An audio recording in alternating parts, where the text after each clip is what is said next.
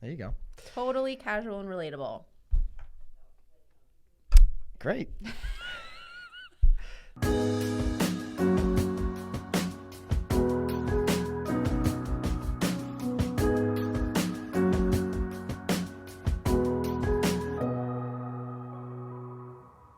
This is Byron Lazine and Nicole White, and you are tuned into episode 20 of The Real Word. 20. Yeah, we're getting there. It's like our weekly reminder that another week has gone by. Yeah. Holy shit. Kind of zipping right through it. Seriously, 20 weeks at this, dude. I know. 20 weeks. But only a couple weeks with the new wrinkle.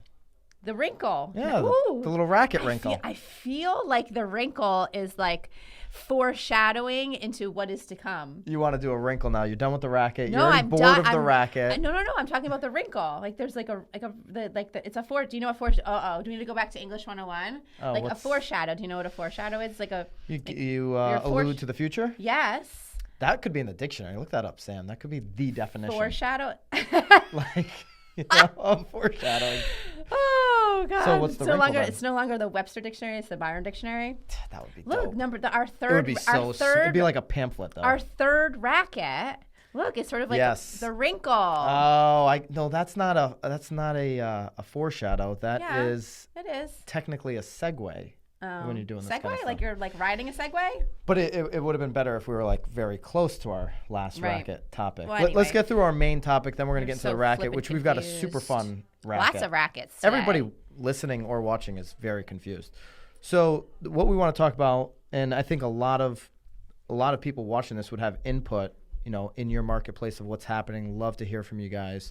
This is a realtor mag article. You love your realtor mag articles. Well, so does anybody read realtor mag? Drop us a comment if you do. Do you want to know why? Yeah. Well, because I still see their emails coming through. Nope. I still haven't initiated my Inman account, so I can really only read the first paragraph. But I leave Inman to you, and I do. But you do have directions on how to set up your Inman account. I have tried, which is free. By the way. I've tried a few times. Okay. Nope. That's a racket. That is Anyways, a racket. The typical American household isn't typical anymore. It's not typical anymore. Well, do you agree with that?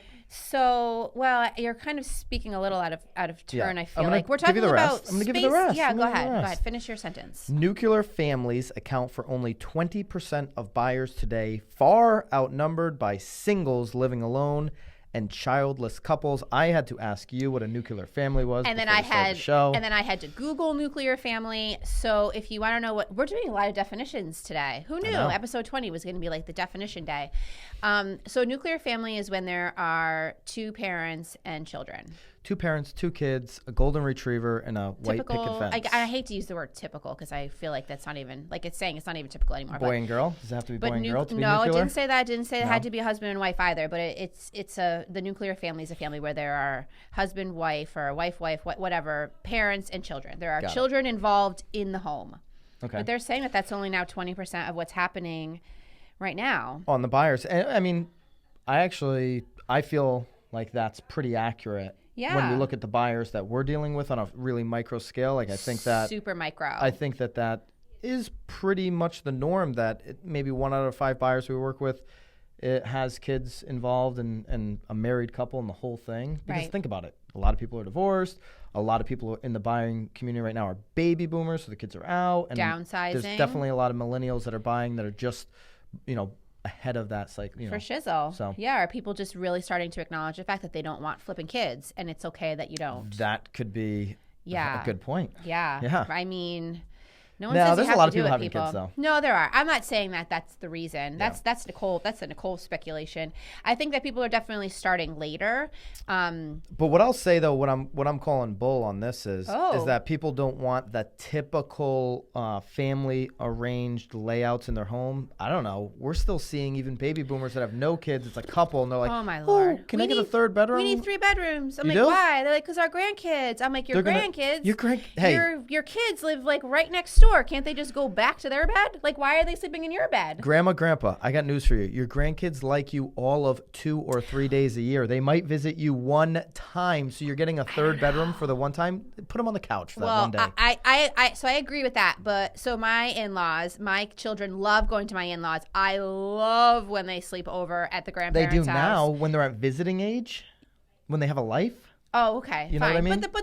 But a lot. So the people that we're speaking with though are their children are just in college, and their next purchase is sort of their final move. So they are thinking about. They don't even have grandkids yet, and they're planning for grandkids. That is my point. There's definitely that, but then there's also a lot of grandparents. I know we're not everybody. A lot of grandparents that are buying and planning for this third bedroom for when they can visit. Yeah. Are really forgetting how they were when they were 25, 35, right. when they were a grandchild to somebody, and how much they didn't want to spend time with their grandparents. There is a little bit of time, though, there that or life just takes over and they don't spend time. Right. But in all honesty, my kids sleep over my in-laws or even my mom's house, and they all have enough bedrooms for all of my children, but they are doing blow-up mattresses in the living room, like a big sleepover, like...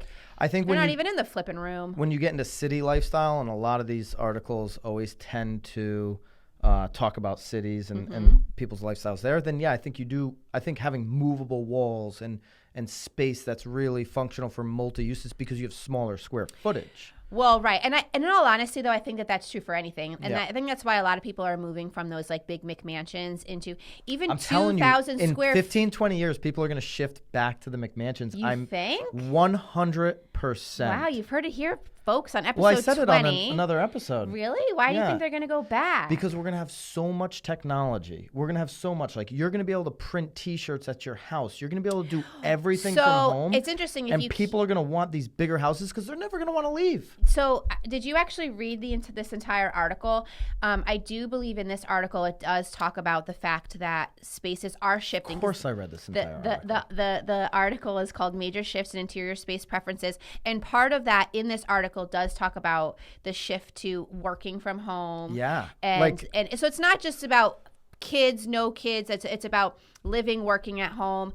There's actually a complex in the town that Byron and I live in. And right now, the gentleman is having a really hard time. And from what I understand, I'm not the listing agent, in selling the concept, because he's selling these condos, and it's actually legitimately like he built them to be set up for there to be like a conference room like within these condos. And I was speaking actually to the listing agent maybe a week or two ago, and he was having a really hard time selling people on that feature. I am not surprised at all, because I believe that this builder is pretty much building maybe on the wrong coast. He should be building those on a different coast, because I just don't think the East Coast is, or maybe I should just say Connecticut is specifically where we are in the Connecticut shoreline. I think it's probably going to be a brilliant idea in 15 years, but he'll probably be long into bankruptcy at that point, because they're just sort of sitting there. But I'm just speculating here. But no, Major I mean speculation. So, but again, the article is actually talking about, so it's not just about living spaces in terms of like open floor plans and more family space or non-family space or whatever, but it is talking about actually living and working in the same environment. I do agree that anybody that's developing or building out new construction really needs to think about functional space, in the sense that how much square footage in your personal home, Nicole, do you not even use probably? Well, you guys have a big thing going on there with all the kids. Well, I have a lot of kids, but we don't actually have a big home. So I've got 3 kids, right? Yeah. So that's a bad example. Maybe there's 5 of us, and I only have 2,200 square feet. Yeah. I'm using every lick of that 2,200 square feet, simply because. But I don't have like a master. I guess we're using all of our space. I don't have a master bathroom. Yeah. So like I really don't, and I live in an 1875 home. It's like my bedroom is like 10 by 12. Like there's really like I have to brush my teeth with my kids. Like I think people that have like the larger homes have like sitting areas in their masters that never get used. Big flipping waste, right. Unless like I don't know. I need a quiet space. Yeah, for my mornings. Like that's the one thing I don't have. Don't ever really come need. to the White House. The White House is never quiet. It's not a quiet house. Not at all. So, all right, let's move on to the rackets. You ready for the rackets? That was our thing. Curious what you guys are finding though with your buyers. Are we way behind, or are you finding that? Because I'd love to know what's coming. What are more people looking for in terms of their layout? What's functional to you? What are you guys seeing? Drop us a comment, and we're moving to the rackets.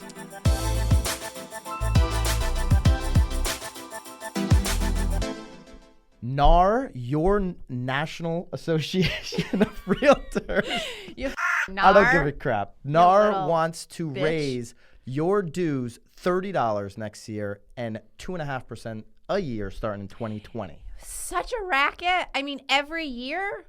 Every year. I mean, I can afford $30, and if you can't afford $30, That's like, going to put peace out anyway. $35.5 million. Or wait, there's a jump in spending $35.5 million for next year. So that's the crazy thing too, because I think the biggest racket is. Do you want to tell them exactly what this money is going to be going towards? No, the $17 million going towards the political. What are they called? The lobbyists. Advocacy. The advocacy. Yeah. The lobbyists. Whatever you want to call them.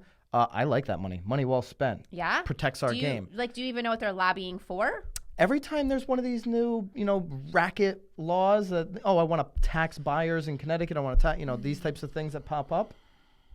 It helps. I think it's. I like that. No. I like the lobbyists. We have a very strong lobby. So let's do that. Rest of the stuff. They want to fix their buildings. They want to close the buildings down. Start working from home, like we just talked about. Go back to the non-nuclear home. Work there. I agree. And you can save your money on buildings. No. My biggest problem with NAR is the fact that they want to spend a bunch of money on ZipLogics. They've spent so much money on things that haven't worked in the technology space. They haven't even let us know that I didn't even know we had a flipping website. NAR is not a technology company. Get out of the tech business. Leave that to the professionals, which you are not. Right. And protect the realtor community, which is why I spend the money on the lobbyists. I'm fine with that. Okay. So you're cool paying $30 extra a year. No, I'm cool spending 15 because they only need half of it. Half. So I'm cool with spending 15. Okay. It's a racket. And The whole I'll do a thing's 1% a racket. The increase. problem is our boards, like our local boards, want money. I have an electric key; they want my money. My local boards, my sellers want my money. Local boards is the biggest racket Attorneys going. want my money. Everybody wants my flipping money. Everybody just wants to suck my money. Suck it dry. It's a racket. We'll talk about the local boards another day. That's a racket. What's the next racket? So our next racket is, I think this is the biggest racket because I have no desire to ever participate in a flying vehicle. Do you? Yeah, 100%. You do? Nope. No, this is a Wall Street Journal article. This is legit. This is not a racket. I think it's a total racket. Dude, look at the picture. The picture Sam, is you gotta a racket. pop that picture up if you're watching on YouTube. Who has a sky that's painted pink? I mean, the whole thing's a flipping racket. Developer Dan Codsey is preparing for the arrival of flying cars. Is that what you're gonna do? Like you're gonna be on your rooftop? Like, come on here. Yes, absolutely. While the others are down there having cocktails. Like, I'm confused. It sounds it'll be noisy and there'll be a lot of air. What could be a racket is the fact that this is gonna be ready in 10 to 15 years. I don't want to. I'm ready for the Jetsons. I just don't think the Jetsons. Ugh. Yeah, I just don't think that the world is ready in 10 years. I like grass. I like hanging out down here. I do like green grass. I want to be down here on Earth. I'm good with being on Earth. No, I like the flying car thing. I don't think we're ready in 10 years. Thing. It says Uber's getting in the game. Uber already killed somebody with their self-driving cars. I know. It's a big old mess. Definitely not a racket. I think it's a flipping huge probably, racket. I want no part of it. I want no part of a flying car. I'm all in. And then my kids are going to have flying cars. Oh my God. Yes. Whew. Are you kidding me? They can't even ride their bikes down the road. It's just a little early. What's the next racket? Crazy. The next racket is about bed sheets. Should we talk about Jesse Lynn? Lynn? Give her the line. Give him the line. People say millennials killed chain restaurants, marriage, and napkins. But when will they acknowledge our greatest takedown yet? How are millennials killing napkins? The top sheet. I love napkins. Well, maybe. When I go to a restaurant and I get a takeout, I take the whole stack of napkins with me. Wait, so you're talking about paper napkins. Maybe they're talking about fabric napkins. Although there's this one restaurant that asks me if I want a white napkin or a black napkin. Awesome. Oh, wait, you're Nicole White. I want a white napkin. I'm Nicole White. It depends on what you're wearing, right? Oh, it does? If you're wearing white pants, you don't want a black napkin. And they also come with a chilled fork over there, too. But anyway, we really want to talk about the bed sheets, right? We're totally talking about the top sheet. There's a huge debate right now. If you don't know what a top sheet is, you I didn't know what a top sheet was. The sheet that goes over the mattress is called... It's called the fitted sheet. The fitted sheet. Yes, because it's fitted. The sheet that goes on top of that they tuck in is the top sheet. Which is also known as the flat sheet. The flat sheet. It's called the flat sheet. The Top sheet, flat sheet. Yeah. I'm a big fan of the flat sheet. I am not a fan at all. There are lots of pros and cons in this article. I agree with all of the cons. It's a lot of work. It's like bunched up at the bottom. No. Making my bed is a miserable mess. I want no part of the top sheet. There's nothing better than getting a hotel, like, perfectly made bed. Not an experience I have at home, by the way. This is at the hotels. Perfectly made bed where you have to, like, fight to get in under the sheet. Okay, so that's fine. So I loved getting tucked in as a kid. Like, all, like, snug as a bug in a rug. I get it. I'm totally cool with it. But now that I'm responsible for, like, that mishmash making, it's a racket. It's a total racket. Not a racket. I don't want the top sheet. It's the real deal. I don't want the top sheet. I'm going to be in a hotel a couple days this I don't week. want the top sheet at all. I'm looking forward to the top sheet. Nope. Yeah. What about seasonally? You know, what's that saying? We're sort of in the cooler change of on the other side of the seasons. pillow. Like, it's always cooler underneath the top sheet. Well, I don't know about that. But what about in the winter? Like, you don't want it to be cooler in the winter, and then you're in there all like nipples are hard because it's all icy in there. My nipples don't get hard. No. Sorry, no. My nipples they stay the same all the time. All the time. That's a racket. No. I call your bluff on that one. They've never That'll be had another any episode. other consistency except for normal. So Normal nipples. I think that's crap. Anyway, so you're a top sheet. I'm not a top sheet. I'm The a top whole sheet. thing is a racket.